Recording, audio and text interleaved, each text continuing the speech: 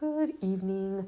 So my most recent read is a book called The Spite House by Johnny Compton. It is a supernatural horror story and is basically a kind of haunted house story.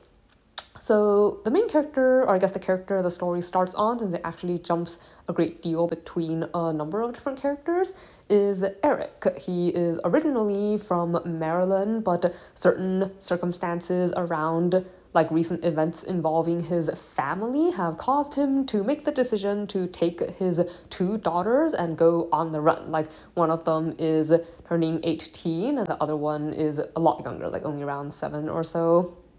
But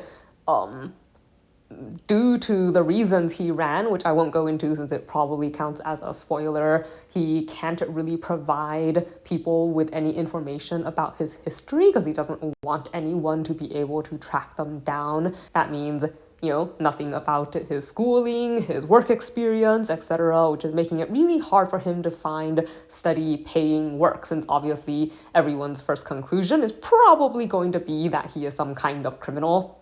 But he's kind of running low on cash and he still has his daughters to look after, so he feels like it might be a stroke of luck when he sees an advertisement for staying, I guess, in a house that has a reputation for being haunted. So this house is located in Texas and has a pretty dark history, I guess.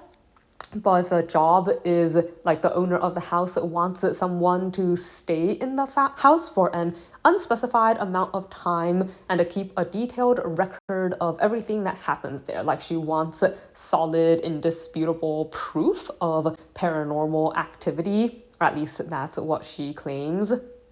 And it sounds overall like a pretty easy job, since it would provide him and his daughters with shelter, and it includes a really big payout, like if he can stay long enough to fulfill her wishes. So this house is, like, he does swing by to take a look at it, and is a really bizarre kind of place. Like, it's referred to as a spite house because it was one of those buildings that people build in order to spite other people, like buildings that people make extra ugly or extra strange because they want it to be an eyesore to the people around it. Like, this house was built in order to spite like an orphanage that was constructed on the land because one of the original owners was first presumed dead, and then when he came back, like, he discovered that his brother had sold the land, but he didn't agree with it and he was really mad. So this house was born out of that anger, and it's very it's strange in that it looks extremely skinny. Like, the entire layout, like, it's several stories tall but only wide enough to have furniture lined up against one wall. So it's a really, really bizarre kind of construction, and it makes people feel a bit weird when they go inside. And on top of that, previous caretakers have none of them have been able to stay the entire time, and several of them have gone crazy, although the owner doesn't necessarily share all this information with Eric, like when he goes in for his job interview. And this story follows him, his daughters, like the owner of the house, and some of her employees as he takes on this job and starts to explore the mysteries of this house. And Eric has ulterior motives, I guess, for wanting this job beyond the large cash payout. Like, his own family has some history with the supernatural that he's trying to understand, and he kind of hopes that taking this job that will take like closer into contact with things that are paranormal, like, it might give him some answers to unraveling like the mysteries around his own family and some of the things that have happened to them. So, something I liked.